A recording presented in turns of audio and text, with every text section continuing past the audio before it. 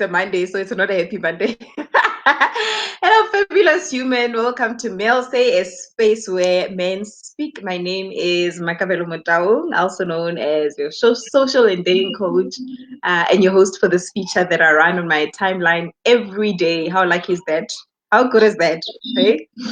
This is the daily feature I run on my timeline where I talk to black men from all different backgrounds. And today I have with me one of my good friends as well, although it's just good friends online. Hi, Thabiso. Hi. How are Good you? afternoon I'm fine, thanks. Good afternoon to everyone who's watching. And yes, yeah, best friends online, even though we don't really spend much time together talking. But yeah, And we thanks for haven't having met, me. eh? We've never met. Still have never met, eh? Still have never met. Years later. But I feel like I've known you though. I feel like I've known you for a while. So yeah, I guess that's Because what I can get my papinyana, so. we kept the social distancing on point long before coronavirus. Nee, Thabiso, I love your background. I see you advertising your academy there. So tell us about yourself. Yes, yeah, branding. So Coach Thabiso Mailula is a life coach trainer, master NLP practitioner, and also a master life coach. Um, I've been coaching since 2013. Started training since 2016. In 2018, I started my own baby, which is the Subconscious Frequency Academy. And I run courses all over, and now we're moving online. So yes, I'm excited about that. Ah, that's good. So what kind of services do you guys offer? What do you do exactly? So we offer life coaching training, NLP Mm. practitioner training, and public speaking training. So those Oh, are the okay. three courses that we're Oh, so offering. you coach the coaches. Yes, we coach and train the coaches. Oh, okay. No, that's interesting. So today we're talking about self-development. And the reason why I wanted to talk to you specifically about this was that you know how I think in the business that we're in, it's the clientele is always women. Men really invest in their development. You know, why is that? Why, especially black men, why is it that they never do, invest in things like life coaching or life coach or therapy? Or why is it that why? You're actually quite right. Often as men, they'll like to say things like, why fix it if it's not broken? And we Mm, think, or as a man, if I need to go and seek help or if I need to go and do work on my personal development, it means there's something wrong with me. Not mm, thinking that maybe my personal development could be something that I use as to improve myself. And yeah. I think mainly us as black men, we're quite content with just being okay. We're content with just being fine instead of working towards being better than fine, instead of working to be better than good enough. So Mm, if now I'm just okay, I'm just an average person who doesn't have any problems, who's living an average life, that's what normally we quite content with. And another thing as I think as black men is I think this whole notion, I think maybe growing up from the way we're raised, for lack of a better mm, word, for always seeming as if I've got it together, mm, and I think that's what ruins most of us because then I have to keep this facade. I have to wear this mask that makes it look like I've got it together, that I'm coping, that I've got everything together, and this fake life of I've got everything, whereas inside I'm breaking. Then that's what mm. makes it difficult for a lot of us to actually go and say, you know what, maybe I need to go and improve on this because it means I need to acknowledge that there is something that I could improve on. Mm. So, I mean, how does someone know if they need a life coach or if they need self-development? How do you know that, you know what, I need something, man. I need a life coach. Like, I need to figure out what's my purpose. I need to figure out, like, how do you know? Personally, I think who doesn't need one?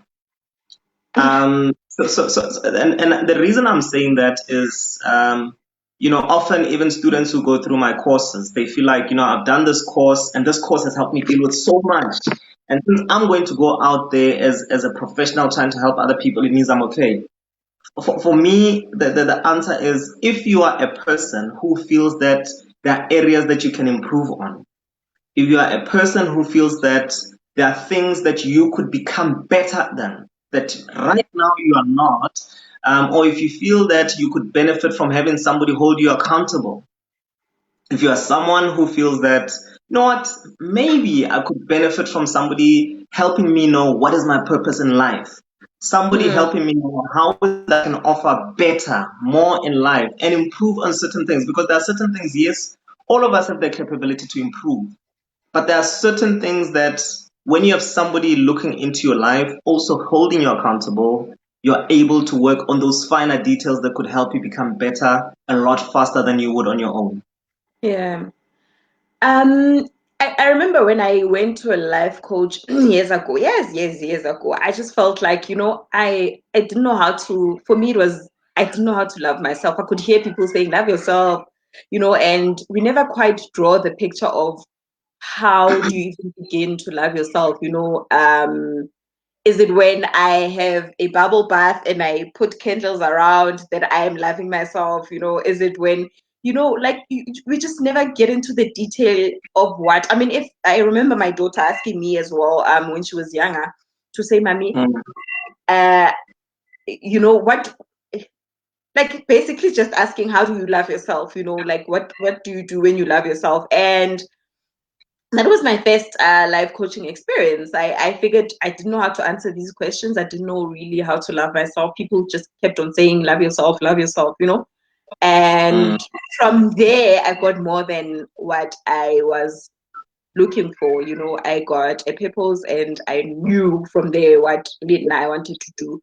So, would you say that what are some of the things that people discover maybe when they go through life coaching about themselves? I think you hit the nail on the head there, ho bolela ka, loving yourself. Because I think in my work very early in my career, because I think with my background, I studied psychology before getting into NLP and life coaching. But very early in my career, I realized something that many of the clients that I was seeing, there was a common denominator. Clients that came to me with problems, the common denominator was a low self-esteem. And a low self-esteem is just simply your personal appraisal of yourself. How do you look at yourself, your self-worth? Do you believe that you are worthy of better things? Do you believe that you are worthy of being loved? Do you believe that you are worthy of actually being successful? Because I think that on its own determines how you relate to other people. For example, if you've got a low self-esteem or if you don't love yourself enough, you'll be that person that walks into a building wanting to go and sell your idea, but meet the CEO and knowing that this is the CEO, still ask if you can go and speak to the HR. Simply because that you feel you're not good enough to speak to the CEO at that point, you'd rather go through the HR. Whereas the CEO would have been the ideal person to actually speak to. So I think that's where we need to start with self-love. Do you believe you are worthy or do you look down on yourself? And that will manifest in different areas of our lives. We'll turn down certain positions. We'll settle Mm, for salaries that we feel we don't that we feel, ish, okay, it's not enough, Mara, it's fine. But simply yeah. because I don't think I'm worthy of a better salary. I think for now, the reason just to share my story, the reason I went out into starting my own academy, I was offered a permanent position by the company that I was training for. And at that point, whatever they were offering, I said, look, you need to beat what I was earning when I was still employed for me to come back to be employed again. And when they felt that they can't beat that, I said, that's fine. I can't blame you for that. But I know my worth. So let me go wherever I feel that I will be, valued for my worth. And for me, that is what motivated the step for me to step out into my own and build my own brand. So Mm, someone else might have actually settled.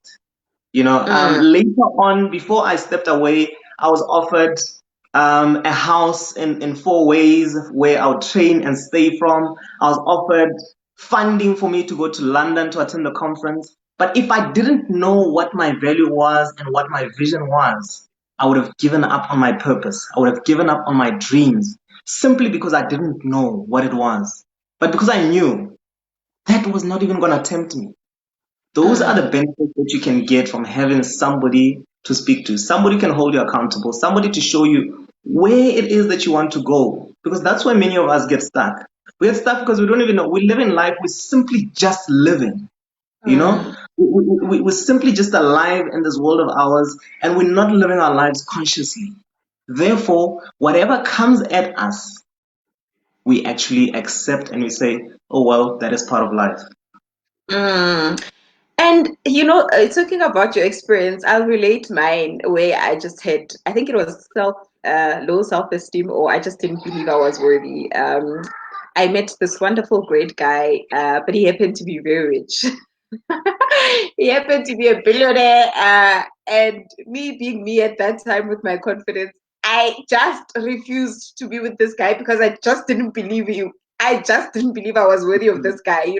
I just didn't believe like oh my god, like is he blind or what? Like he could get like and so part of having a low self-esteem is that you're right, you'll miss on the opportunities because you don't feel like you're worthy of you self-sabotage, and this is one of the things that we do. We self-sabotage a So, lot. And what are some of the ways that we self-sabotage ourselves, whether it's in relationships or in our careers? I mean, um, before we even get to the self-sabotage, I wanted to ask you, Hurem, where does this come from? Do we go to life coaching because our lives were so horrible, we had horrible childhood? Like, I just think like whose job is it to teach us about self-esteem? Where do we break? Who's the guy and when, in our um, lives? I usually give this analogy, and I realized that when I was moving out of my place. So sometime I mean, those who know my journey, I resigned from work to go and start training. And after resigning, the company that I was supposed to train for went through some changes, and I could not start working for them.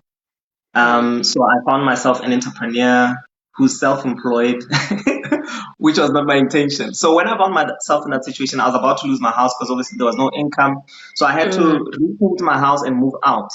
So as I did that, while I was busy painting, I found myself wondering, what is that? I wonder what's the original color of this wall, and it got me thinking, that many of us are just like that wall. Because when we are born, our parents paint us with a paintbrush of their beliefs about mm, who we are, what we are worth, what we're capable of.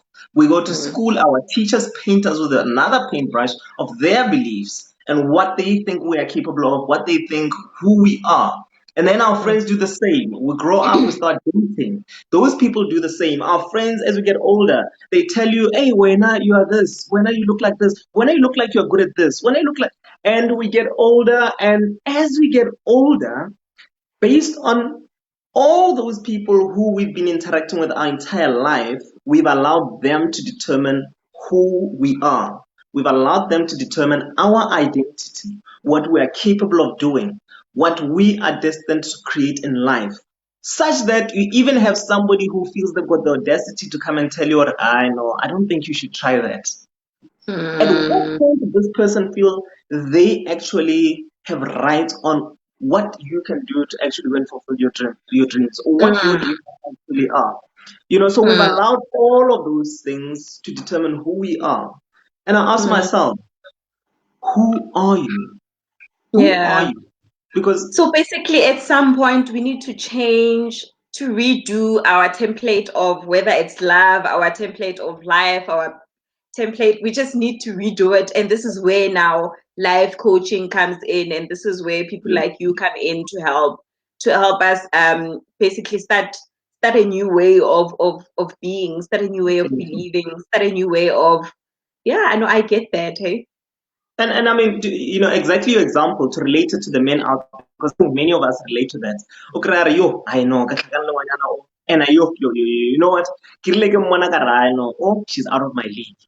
How many of us get to that point in life where we say, no, oh, she's out of my league? How many of us get to a point where we say, no, this job, no, this job is not for me. This one, Ogara Itronyaga, somebody more intelligent.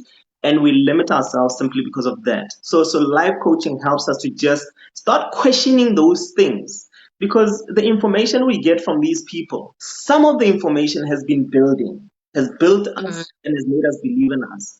So it's about you being able to start questioning that accordingly, to say, hey, whatever I've taken, is this helping me grow, or is this mm, making my life much heavier? And many of us, we do it as bras together while we are talking, whereas we share things with each other that don't help us grow. And I think things are beginning to change, because I think, this thing of life coaching, um, and maybe I need to just share this, because I think as a life coach, for you to be a life coach, you don't necessarily have to be certified to be a life mm, coach.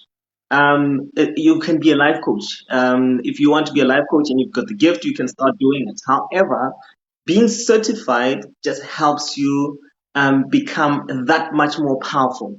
It just helps you become a master of the craft. And I think that's the difference. So as Majida, while we're busy talking to one another, we are busy coaching each other. We're busy influencing one another. The question is, are we influencing one another to move from where we are to where we want to get to?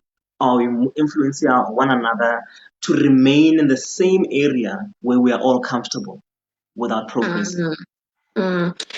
Are we then saying, when we talk about life coaching, are we saying people must be teaching people how to have perfect lives, how to be in a perfect state emotionally, how to always have it together? What is it? Are we saying that with life coaching, life is perfect, or what are we saying? No, not necessarily. In fact, in life coaching, we don't believe life can ever be perfect, because the moment your life is perfect, it means that you stop growing. And if you're not growing, it means that you're dying. So ideally, you are constantly working towards a better you. You're constantly working towards being, and I think many of us are living mediocre lives. Many of us are limiting ourselves simply because we feel that we are okay with what we have. So even if I get to a point, and I mean, we've seen it. There's many men out there who financially are well off, who are still not happy with where they are.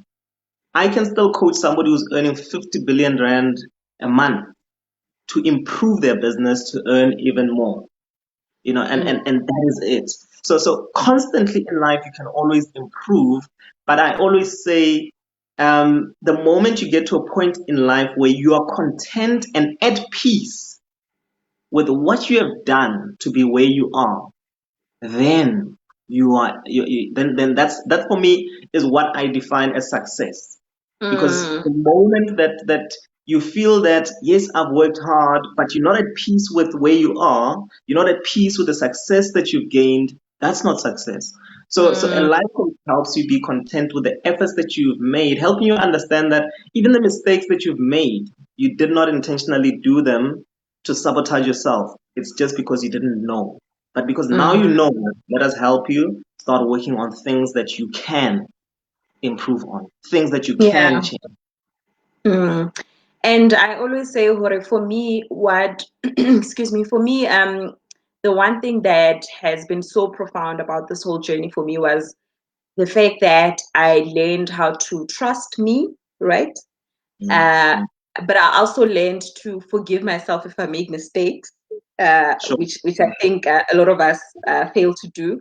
But also, just I've worked on being the kind of person that I can trust to have my back if I make a mistake, or if I've made a wrong choice, or if I made a wrong move or whatever. I've worked on being the kind of person that I can trust to be there for me. And I think that is the essence for me of life coaching, is that you don't miss we do, life doesn't have to be perfect, but you work at being so stable emotionally that whatever phase you find yourself in, uh you whatever phase you find yourself in, you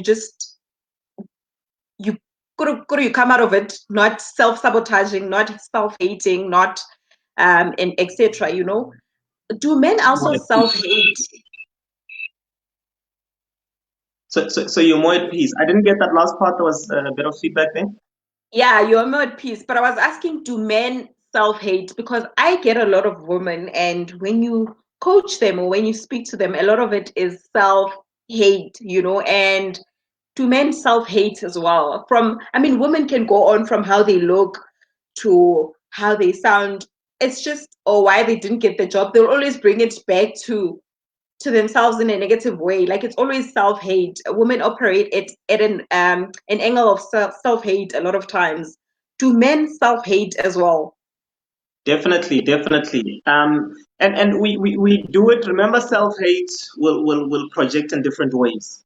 Some will self-blame and will destroy ourselves. I mean, as men, we definitely get to a point where we think we're not good looking enough. We think that we're not good enough, and I think we have nice ways of hiding it.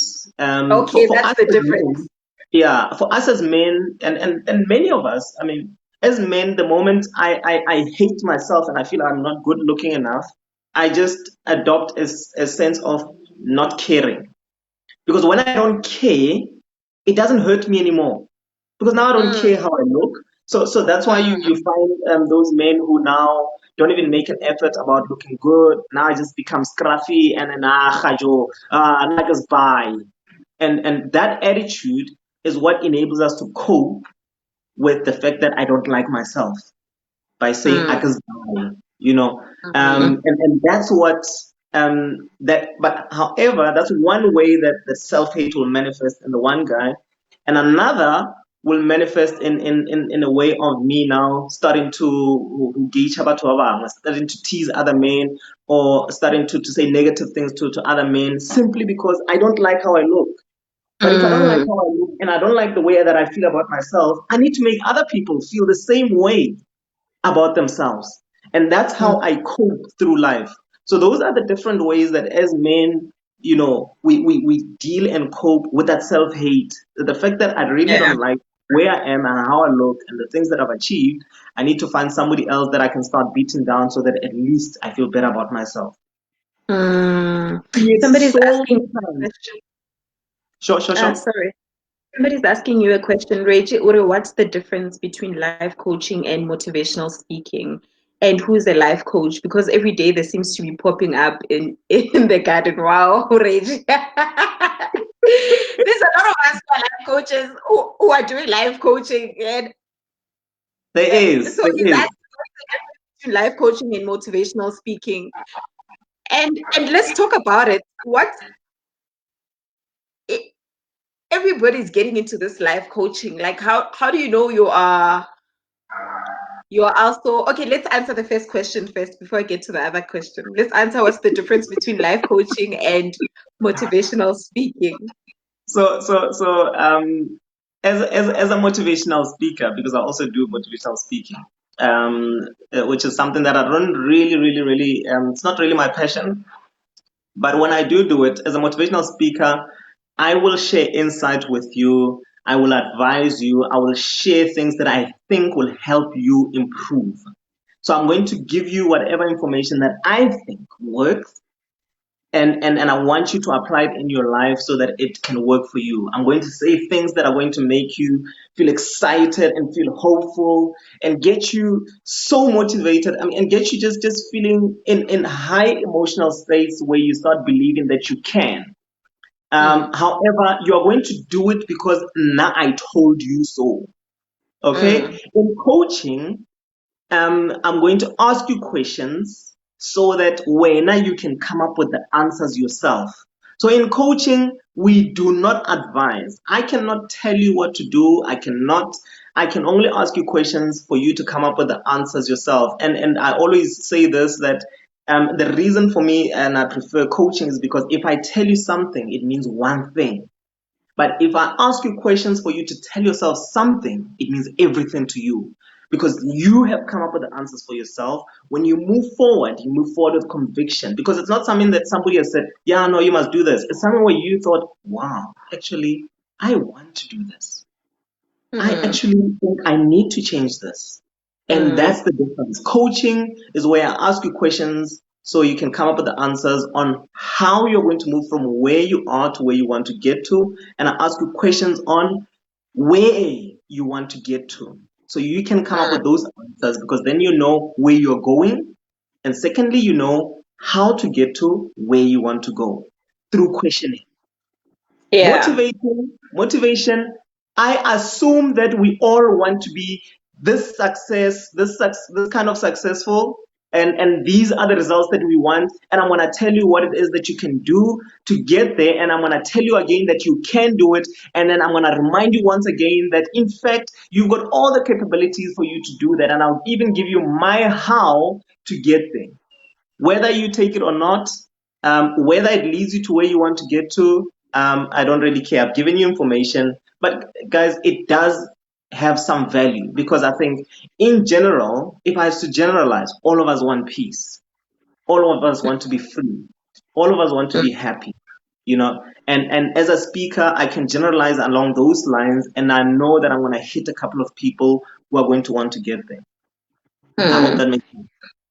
Yeah, I hope that answers you, Reggie. But for me, I would say in layman's terms, for me, motivational speaking is basically storytelling with the aim of making somebody feel a certain way, right?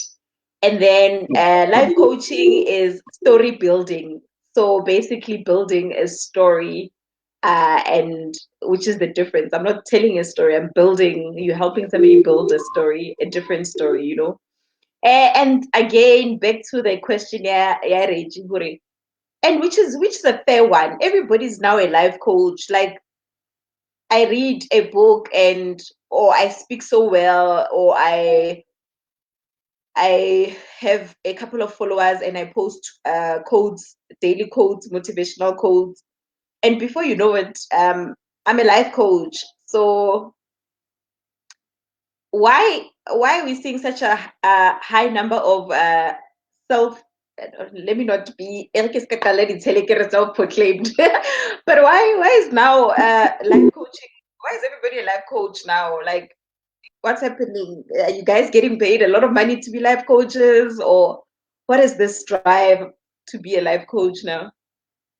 Look, I think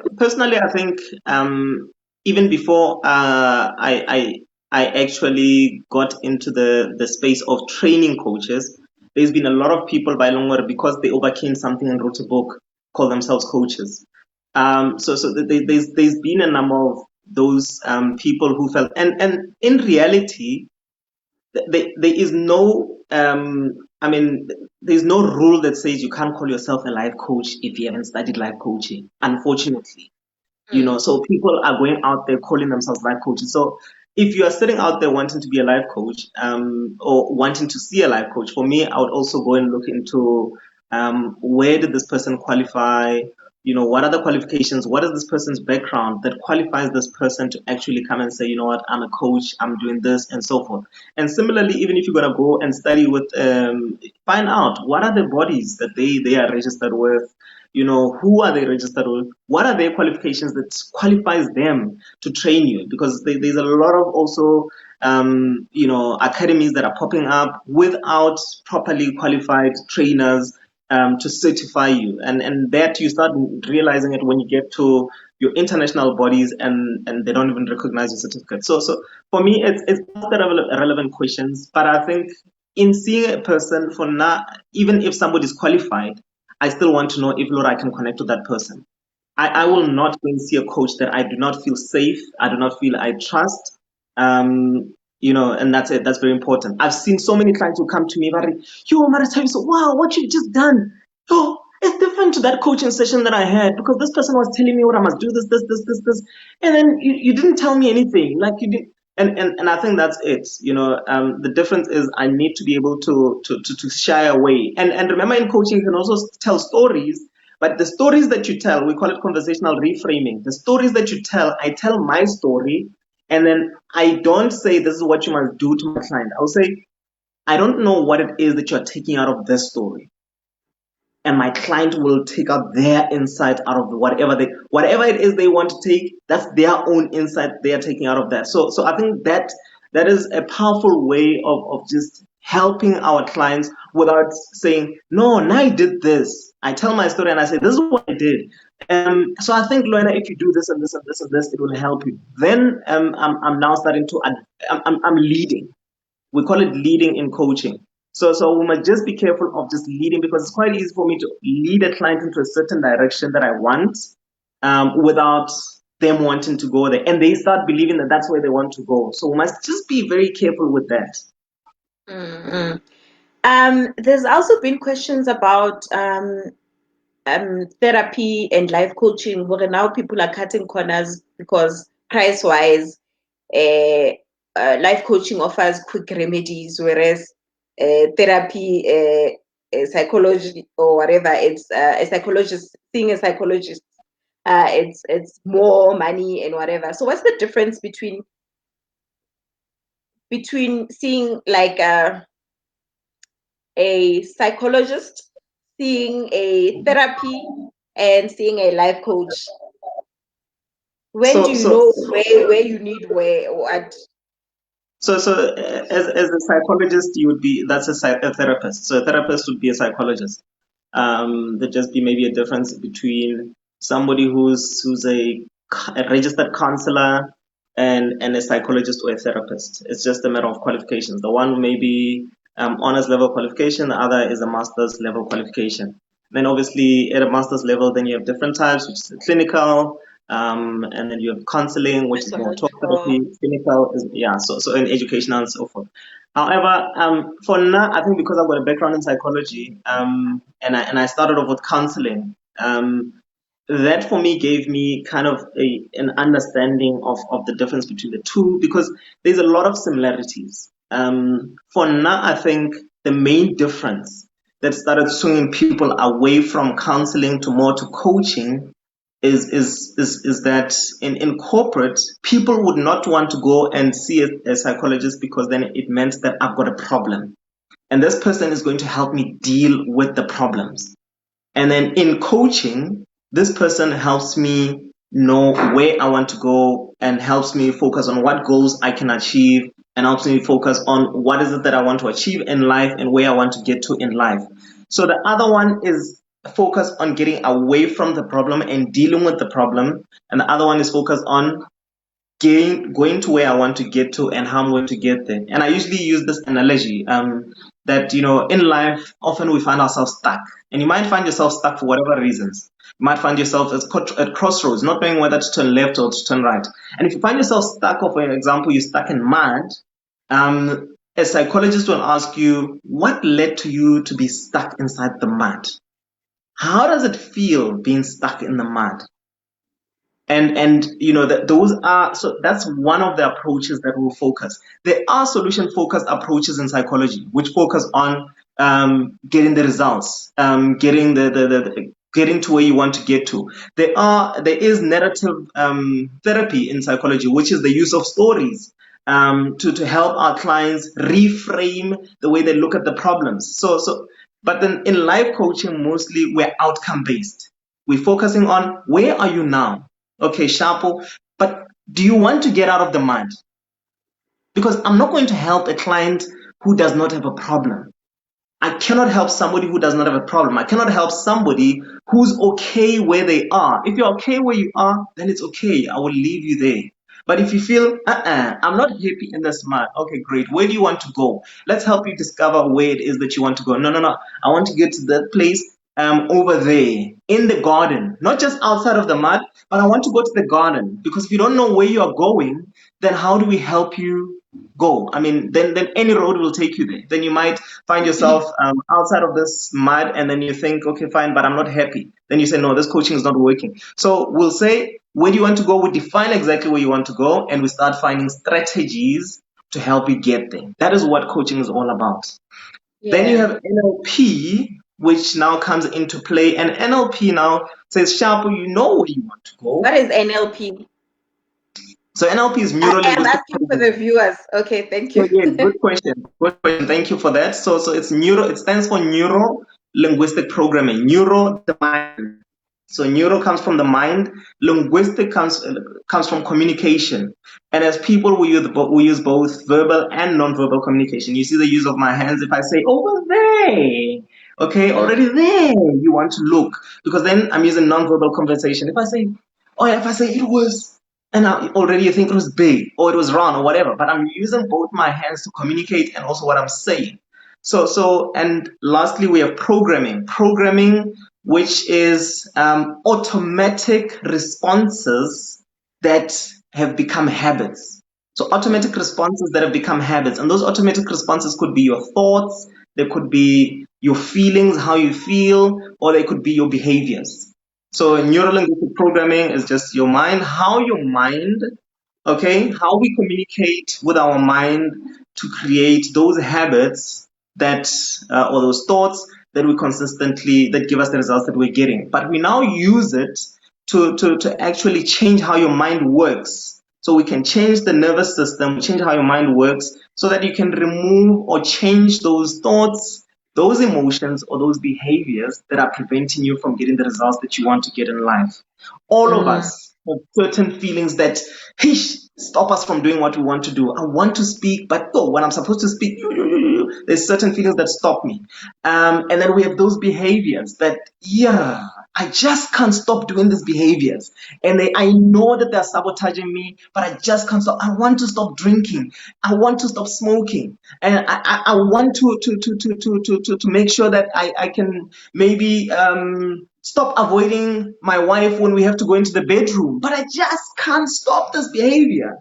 We use NLP to improve in those different things, to change or remove those things. And sometimes it might be your limiting beliefs that are preventing that. Sometimes it might just be just maybe your past experience that is leading to you feeling that you can't do this. mm. Shouldn't life coaches have expertise? Because I feel like life coaching is so broad. Like somebody can come to you now, utobuaka relationship problems. Somebody can come to you, utobuaka financial problems. Are life coaches masters of it all, or So, they so have specialties, or like some like I feel like ne, for example, if I get a client about traumas such as childhood rape and whatever, I'm not equipped for that. I'm not equipped to handle those triggers and those, So I'll say, you need a psychologist, but what I've seen is people thinking they can solve just about any problem that is even beyond what their areas of specialties are. So shouldn't we have specialties? Because I feel like life coaching, so I don't know if I'm wrong to feel this, but it's just so broad. Like, where do you start and where do you end as a life coach? so look, it depends what it is that you're doing, or that you want to focus on. Um, so as a coach, I would normally say to a coach, go out there and help people. Remember, as a coach, you are not trying to remove any past things, any traumas or whatever. You are helping people know where it is that they want to go and how to get there. That's as a coach, as a life coach. As an NLP practitioner, now you have a bit more of an area of focus, and that is you're now able to deal with limiting beliefs. You're now able to deal with helping people know what is important.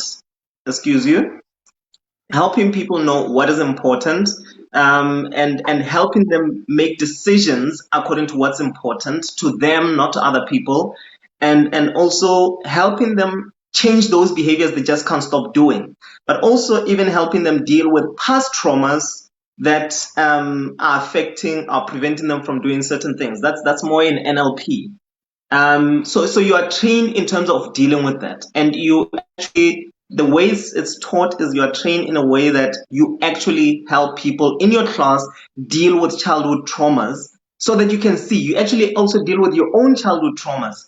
So you actually are now able to do that. However, I think even though you might have studied all of that, there are certain people who feel like, you know what, nah, yes, I know all of these things, but my niche is this. For example, personally, I do public speaking coaching. Um, my other niche is personal development. My other niche, I've got three niches, and the other is mental health. And mental health simply because of my psychology background and my work background. I mean, working with people with mental health and addiction problems for 7 years. and the personal development, my personal journey, but and what I'm passionate about. But then also there's public speaking. Somebody will come to me and say, "No, Taviso, I've got I need you to help me with my public speaking." I had one client specifically, and I'll share her story because I mean she's a speaker herself and she speaks about her journey. So when she came into the session, fine, Shapo, she wants me to help her with this, and then boom, she breaks down. So it turns out that her child passed away, if I'm not wrong, when she was 1 year, 6 months, with Gate and died on the spot. So and she's gone through challenges over that, trying to cope, and her life was just not going anywhere. So when she came to me, she's like, I want to speak about my journey. I want to speak about my life. However, every time I get to that part of my life, I break down. And it takes me 24 hours for me to recover. So I said, okay, fine, let me take you through a process to help you deal with that. Took her through a process. Immediately we test, talk about your journey, and let's see if you can break down now. And when you test that, she was able to speak about her journey. And now she's now speaking about her journey. And I remember I was invited for an interview at Power FM, and I said to come and speak on trauma. And I said, look, you are a speaker. Here's a platform to come and market your speaking. Share about your journey, how I helped you through this process. And she said, great.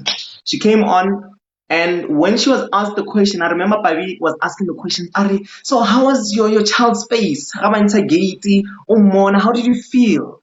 And a tear went down, and then I was like, and she was like, no, I'm good. Afterwards, she was like, you know what, Taviso, after you helped me, I was worried, will I ever be able to cry for my child's loss again? Nah. And I was so glad that I was able to still shed a tear, but I didn't break down. And I think those are the benefits of that. So, but however, there are coaches who have decided to niche, to say, nah, this is my area of passion. This is what I choose to focus on. And I think very important with that, when I train coaching, is for you to understand, Hore, for you to coach somebody else.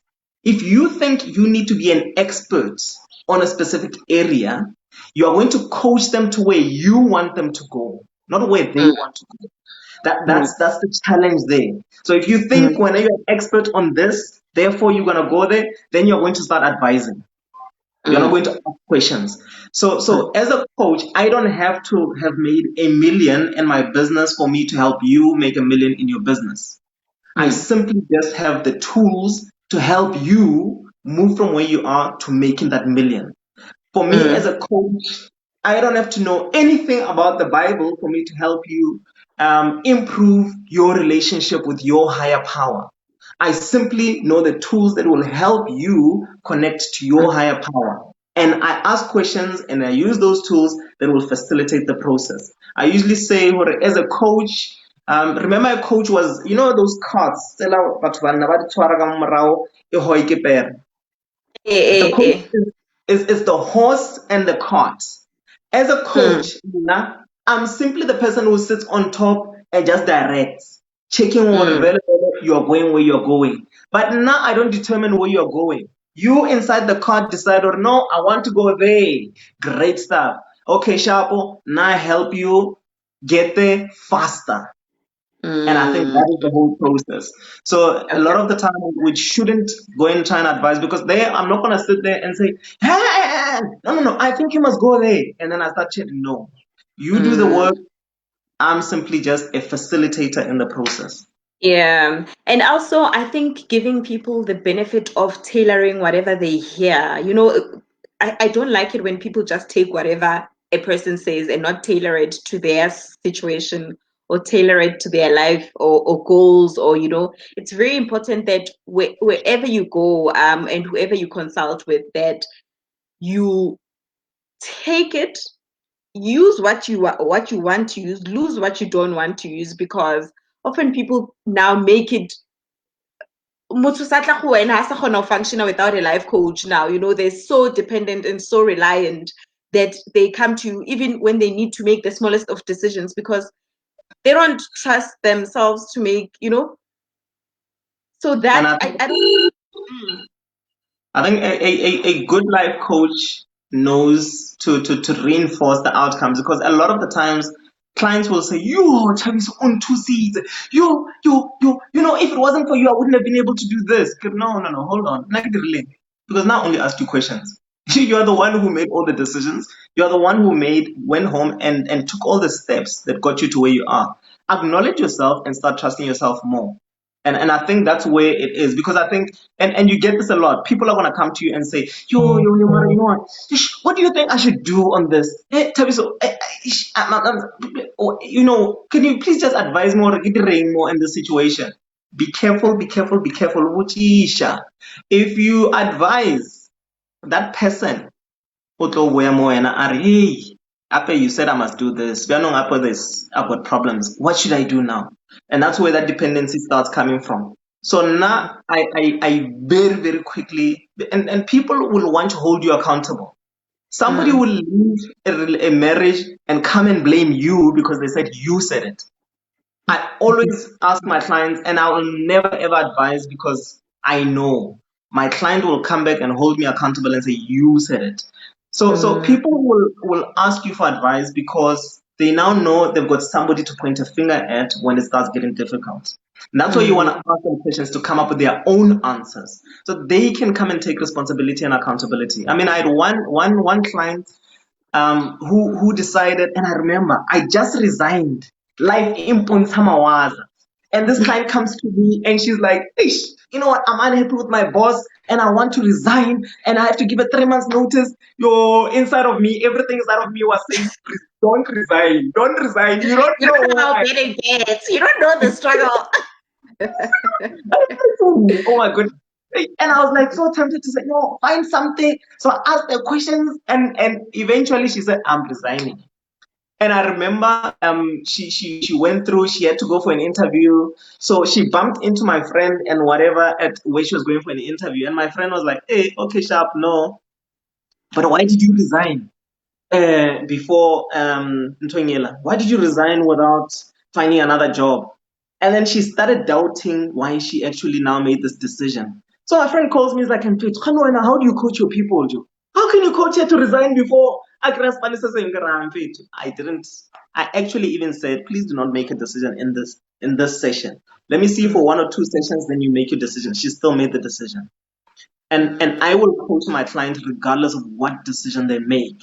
So I took her through, she went through the process, and she came back and she's like, "Yo, Thabiso, I think maybe I made the wrong decision resigning, because I'm starting to regret why." And I said, "Okay, let me take you through a process just to help you understand whether Vela Vela you made, and we'll unpack it, you decide." Took her through a process, and thereafter she was like, "Yo, thank you, Lord. You know what? Life is not good, and I might have to sell my house. However, I now know why I made the decision, and I'm happy with it. Regardless of how Yeah. difficult life is, but I know where I'm going to get to." And she did. She Mm. continued in the midst of the challenges, in the midst of knowing that she might have to sell a house, and at a loss. I mean, she sold a house, she was left with a 40K debt, but she still made the Mm. choice, and she was at Mm. peace with the choice. Mm. What I'm saying is, Mm. life coaching is not going to take away the problems in your life. Life coaching is going to equip you with the tools for you to cope with whatever life throws at you, so you can still work towards your purpose. Mm. We have a question here from Reggie again. Are black men taking up the idea of approaching people like yourself? Part of Coach's platform mantra is conversation that help men become better. Are you seeing more men approach life coaches? If not, what would be the reason black men don't come through? Um, I'm just trying to evaluate right now. I'm not seeing an increase in men coming to me. I am seeing a couple of men that I'm holding accountable, and I think mainly it's because you know I think in our culture it's always seen as, or a why should somebody else come and tell me how to live my life? That's always been a problem, especially for us as Mm. men. Mm. Because that just means, hore, I'm saying that na or I'm not good enough by Mm. seeking help from somebody else, or getting somebody to help me, look at life. And often I have people say, so when I only so young, you're a life coach. You know everything about life. And I know. I don't know everything about life. In fact, life yan rava zalem, but Mm, I learned tools that will help people master themselves, master their lives. And that is it. And mastery is that you remain in control, you remain calm no matter what challenges life throws at you. So mm, to answer your question, I think there is still that resistance as men or I can still do it myself. mm, And I think we need to have more of these conversations to sensitize men, to start exploring how is it that I could benefit from coaching. Because we often tend to think, yeah, life coaching only, yeah, if you're in your career and whatever. No, I mean, life coaching you could also explore, maybe where you are not engaging in sexual activities in your relationship, mm, and you want to get to a point where you want to start engaging in sexual activities with your partner, or with your spouse, and coaching can help you improve or explore other ways that you could improve and start being sexually active. And sometimes mm, because we're afraid of talking about these things, or hey, I'm not fit, I'm struggling to go and perform or whatever. And sometimes it's just having the right conversations, because I think maybe just to understand coaching, it's simply a conversation that equips you with tools to help you know to help you get to where you want to get to, or to help you know where exactly you want to get to, or even simply to help you find different ways to help you get to where you want to get to. mm. I mean, it's amazing to me that even with spaces like the spaces that you've created where it's literally safe to be vulnerable and all that, that men are still not coming, you know. Is there a place where black men feel free to just be vulnerable and be emotional? Is there a space? Because I don't, I don't see them doing that anywhere else. They don't do that at home. They're supposed to be fathers, dads. Kuru, you have to be strong at work. You have to be strong at church. Kiddy leaders, they have to be strong. They have to be men. Like, is there a space where men go and just be vulnerable without the toilet space, either than that, you know? Yeah, I think, look, I don't know whether it's the best space or not, but I mean, you put a couple of men together, you put some alcohol there, men will become vulnerable. Mm, Unfortunately, the vulnerability comes at a point where whatever comes out of that conversation, this person is not going to even remember it. mm, So I think we constantly feel we have to have our guards up to protect ourselves. And I think maybe as men, we still feel that being vulnerable is a sign of weakness, and for now, I struggle to understand that concept, because if being vulnerable is a sign of weakness, then that would mean that everyone would be vulnerable, if it was a sign of weakness. But because everyone is afraid of being vulnerable, maybe somebody who's vulnerable is somebody who's quite courageous. Somebody who's mm, vulnerable is somebody who's strong. Because for now, I just strength and courage by doing things that many people are unable to do. That's how mm, I judge. So if when as a man you are doing something that everyone does with ease, which is hiding your vulnerability, then I don't see how that actually makes you strong in any way. And I think we need to start reframing our perception of vulnerability, because vulnerability means that you actually have to be strong. Many of us are afraid of going there. We're afraid of feeling mm, that pain, and therefore we block it out. But blocking it out, we destroy everything else around us. We destroy our relationships. We destroy the things we value. We destroy our friendships. We destroy our spouses, even mm, physically so. mm. So Yeah. When is it the right time to learn?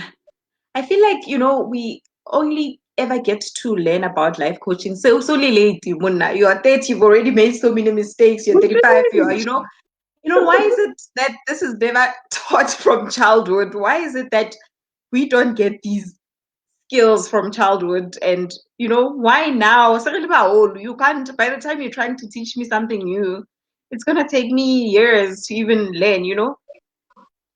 If True, this you is know, such an essential service, why is it that it doesn't come through as an essential program in our upbringing? true, you know, I've got, I mean, obviously there are some coaches whose niche is to go in and coach parents. And I think for now coaching, before we even go into why is it not taught, it starts at home. It starts at home in the kind of conversations we are having with our little ones. You know, we think coaching, and I think now we're at an era where we're starting to realize, Rory, the things that our parents and people around us have been saying to us while we're still young are having a massive impact on our lives. So there's no need in waiting until our children turn 18 for us to start teaching them responsibility and accountability.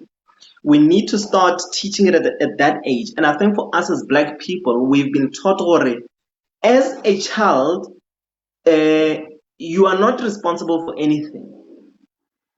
You know, when your job is to listen to what you are being told and do as you are told. And I think that's where you start realizing the difference between how a white child is raised, how a Black child is raised. A Black Mm, child will be able to a white child will be able to tell you what, hey, not is this wrong with me, and this is how I'm going to solve it, and this is why the doctor has done this to me or whatever. A child will not no, but like, and then you are Hi, not even thinking tuturiki. about, you don't even know Turkey, you don't even know what is the process, but no, no, now there are so we are used to being told what to do, and that's Mm, why we are constantly being led by other people, and we mm, struggle to lead ourselves because in our lives, as we were raised, we've constantly been told how to grow up. So I think even mm, now we're constantly looking for other people to tell us, and that's why we'll go to somebody else who's going to come and tell me. Motivational speaker is going to tell me what to do, not somebody who's going to ask me questions. And that's why you find some people who get frustrated. The moment you start asking, no, I can't put the answer. Why are you now asking me questions? And so forth. So you have those things because we want to be told. And once we are told, I know I can now blame you because you told me. We are mhm. lazy to think um, for of solutions to our own problems.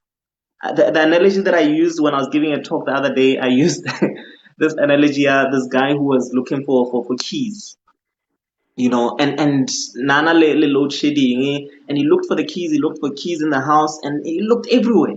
Kora anyaka, anyaka, anyaka, anyaka, I said, "Great." So he eventually got to the window, and then there was like light and a lamp outside on the street there. And he went outside, atomo anyaka there by the light, anyaka, anyaka, anyaka, anyaka, anyaka. And then his neighbor, Amona Anyaka, came there, and then Amutusa Onyaka, Anyaka, kamuka, anyaka, anyaka, and they could not find the keys. Then the neighbor is like, let's trace your steps, Joe. Where did you last have the keys? It's like, no, inside the house. So it's like, no, why are we looking out here?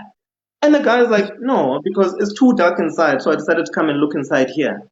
And I think so many of us Black people are looking for answers in other people. That's why we're always looking for advice. We're always looking for, we feel that the best answers are in other people because the answer Mm, is right there. We're afraid mm, of looking inside because it's too dark to look inside. We're not mm, used to looking inside of ourselves for the answers. That's what a mm, coach does. Helps you look inside of you for those keys that you need to unlock the doors that you want to lock. Those keys that you need to unlock the solutions that you need. Those keys that you need to open the doors of breakthroughs in your life. But we are afraid of looking inside. And the more mm, familiar you get used to going inside, I think you've seen it even when you have had light load shedding or and you don't have any candles, you eventually started seeing a lot clearer the longer you spend time in the darkness. The mm, more familiar you get used to going inside, it becomes a lot easier for you to find those keys, to find those answers, to find those solutions. That's mm. what life coaching is all about. It's about, yeah. I mean, with us Black people, we can easily spend between the three of us just sitting here, 2,000 rand on alcohol, but we cannot spend 50 rand to go and listen to a talk that is about men or that is about self-development and so what advice would you give to especially our black men, because this is specifically about them, it's a conversation for men. What advice would you give to men about self-development and really start being curious about themselves and being curious about how they see life. I think, Bujish, a lot of the time we'll sit with that person who spends that 2,000 rand on alcohol. Well, nowadays it's no longer 2,000, it's 15,000 or 20,000 in a night. Hey. And then, Wow. and then go and say, hey, man, I'm just lying. Hey, did you see what we're doing? For now, I think one thing as black brothers, we need to start building each other. We need to start having conversations that help us build one another. Because not that person that goes and spends 20,000 rand in a night, it's just screaming, I need help. I don't feel I'm good enough, and I feel I need to spend this money for me to feel good enough. So basically, we need to start sitting down and having conversations, not referral, but together to say, let us engage in conversations that help us build ourselves. But also, sometimes let's seek out where we can go to have those conversations.